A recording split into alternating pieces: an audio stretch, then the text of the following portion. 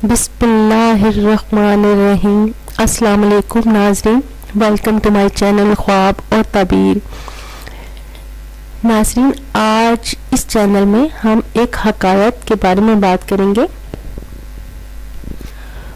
और ये जो वीडियो है वो है एक आँख का दूसरी आँख को बोसा लेने की ताबीर के बारे में। तो हकायत में बयान करते हैं कि एक शख्स हज़रत दानियाल अलैहिस्सलाम की खिदमत में हाजिर हुआ और उसने अर्ज़ किया कि मैंने ख्वाब में देखा है कि मेरी दाएं आँख बाएं आँख को बोसे दे रही है।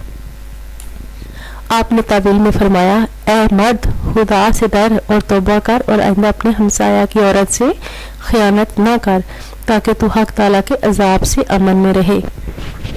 साहिब ख्वाब ने अर्ज़ किया कि मैंने तौबा की। हज़रत जाफर सादिक रहमतुल्लाह अलैहि ने फरमाया है कि ख्वाब में आँख का देखना 7 वजह पर है। अव्वल रोशनाई, दोम हदायत दीन, सोम इस्लाम, चहारम फरजान, पंजम माल, शशम इल्म, हफ्तम माल और दीन की ज्यादती।